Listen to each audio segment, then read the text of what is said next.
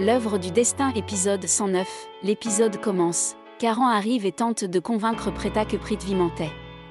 Preta n'était pas prête à y croire, elle dit que Prithvi leur a même montré le reçu. Shrishti arrive également. Karan leur raconte toute l'histoire du reçu. Il dit que lorsqu'ils ont appelé Prithvi, il a fait volte-face et a dit avoir acheté le collier pour Preta. Preta se défend en disant que Prithvi a dû le perdre. Preta dit que Prithvi leur a montré le reçu comme quoi il l'avait acheté pour elle. Il a même appelé sa mère. Karan insiste sur le fait que sa mère n'était pas du tout emballée par le collier et qu'il ne l'a pas laissé parler avant de couper la communication. Preta suggère d'appeler la mère de Prithvi. Shrishti pense à Prithvi souriant à Sherlin en dansant à la fête et dit qu'elle fait confiance à Karan. Preta n'était pas prête à y croire. Karan dit que Preta a peur de la société, des gens, de la famille et de tout le reste, elle n'est pas prête à accepter. Karan dit qu'il fera ses preuves cette fois, qu'il a une preuve cette fois. Il a volé le téléphone de Sherlin pendant un moment. Elle a appelé Prithvi et il est sûr qu'elle l'a prévenu. Preta dit que Karan reçoit également des appels de son téléphone. Cela signifie-t-il qu'ils ont une liaison? Karan dit qu'ils se parlent même devant tout le monde, contrairement à Prithvi et Sherlin qui ne se montrent jamais devant les autres. Cela montre qu'ils sortent ensemble. Preta arrête Karan pour quoi que ce soit, il ne veut pas qu'il soit à nouveau insulté devant tout le monde. Karan était sûr que cela ne se reproduirait pas. Karan lui demande d'enlever le collier, car Prithvi ne le lui a pas acheté. Preta le donne à Shrishti pour qu'elle le garde dans son sac à main. Prithvi quitte l'Uttara. Raki lui dit de venir à la fête, c'est sûr. Prithvi dit qu'il semble que tout cela soit à cause de ces étoiles qui ne vont pas dans la bonne direction ces derniers temps. Il propose de déposer Preta et Shrishti chez elle. Karan leur fait signe de ne pas l'accompagner. Shrishti explique qu'elle doit emmener Preta quelque part avec elle, merci pour le trajet. Karan lui fait un clin d'œil. Dans la voiture, Sherlin confie à Prithvi qu'elle a été déconcertée par les propos de Karan. Prithvi se vante d'être plus intelligent que Karan. Leur espionnage l'irrite. Sherlin lui demande où il a trouvé la facture au dernier moment. Prithvi lui explique qu'il a soudoyé un bijoutier pour qu'il lui remette le reçu du collier acheté pour Sherlin. Sherlin est reconnaissante envers Prithvi, et il lui répond qu'elle devrait l'être. Ils se sont épargnés bien des tensions ces derniers jours. Sherlin lui demande de recenser ses problèmes, elle les consignerait dans son slam book. Karan les repère ensemble dans la voiture. Prithvi est vigilant. Karan fait marche arrière, mais il n'y a personne à bord. Il continue sa route. Il s'installe sur le siège, soulagé. Karan décide de rebrousser chemin. Sherlin traite Karan d'idiot de ne pas les avoir vus ensemble. Prithvi dit que Karan n'a pas de chance. Karan se dirige vers leur voiture et les trouve ensemble. Il pense que Prithvi et Sherlin sont moins chers qu'ils ne le pensaient, et ils dévoileraient sûrement leur véritable visage. Il décide que demain sera une journée difficile pour eux deux. En voiture, Preta est en colère contre Shrishti et se plaint qu'elle ne fait que suivre le consentement de Karan. Sarla les attendait depuis longtemps. Elle rentre chez elle, bouleversée, et se dispute à propos de différends. Shrishti insiste sur le fait qu'elle et Karan ont raison. Preta affirme qu'il y a eu des moments où ils ont déjà eu tort. Shrishti confie à Sarla qu'ils ont un problème avec Prithvi. Preta précise aussitôt que c'est le choix de Prithvi et montre à Sarla le collier qu'il lui a acheté. Sarla aime le collier, mais dit qu'il doit être cher et qu'elles ne peuvent pas retourner des cadeaux aussi chers. Preta doit le lui rendre.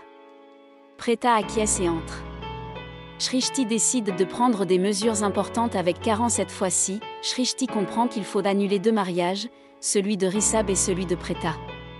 Karan est reconnaissant envers Shrishti de l'avoir toujours compris et de ne pas se disputer comme Preta. Elle suggère à Karan de consulter à nouveau le téléphone de Sherlin pour discuter du collier avec Prithvi. Sherlin est arrivé à la fête. Karena lui a confié la responsabilité de la gestion de la fête. Sherlin se dispute avec le décorateur et prétend être la belle-fille de la famille. Shrishti précise qu'elle n'est pas encore mariée. Kritika arrive pour sauver la situation, puis dit à Sherlin que Shrishti avait également raison. Shrishti s'excuse auprès de Sherlin et lui tend toutes les fleurs. Sherlin pose son téléphone et son sac à main sur une table. Karan en profite pour lui attraper son téléphone. Kritika prend Shrishti à part et lui demande si elle va bien. Shrishti explique à Kritika qu'elle a été gentille avec Sherlin pour une raison. Akshay arrive à la fête. Kritika n'était pas contente de le voir là. Elle va vers lui.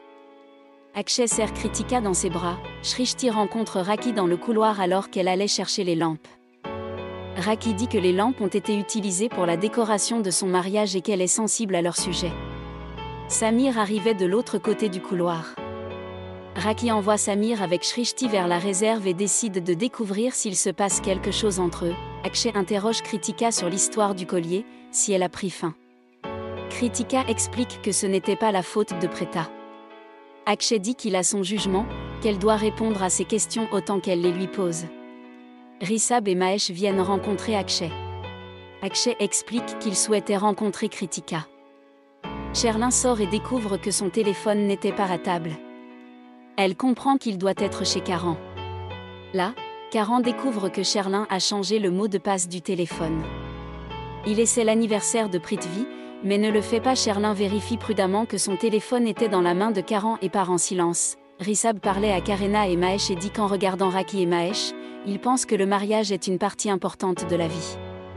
Karena assure à Rishabh que Sherlin est une fille bien, qu'elle le rendra vraiment heureux. Mahesh fixe Rishabh, pensant qu'il pourrait aimer quelqu'un d'autre.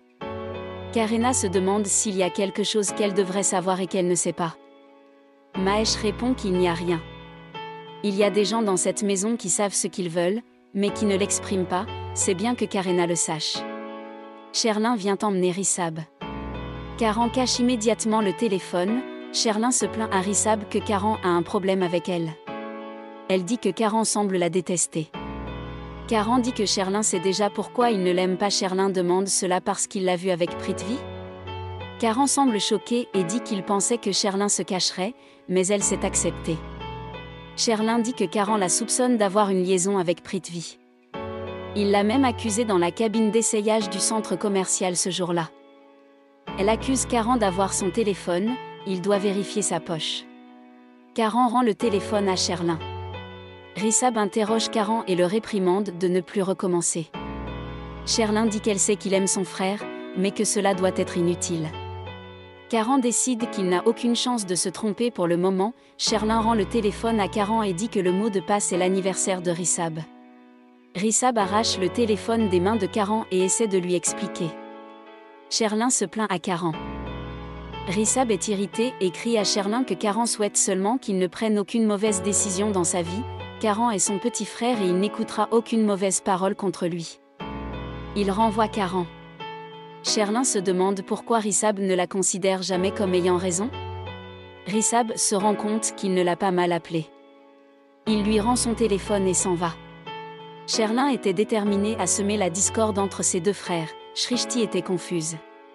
Samir lui rappelle que c'était lui et non l'homme à qui elle avait dit « je t'aime » ce jour-là.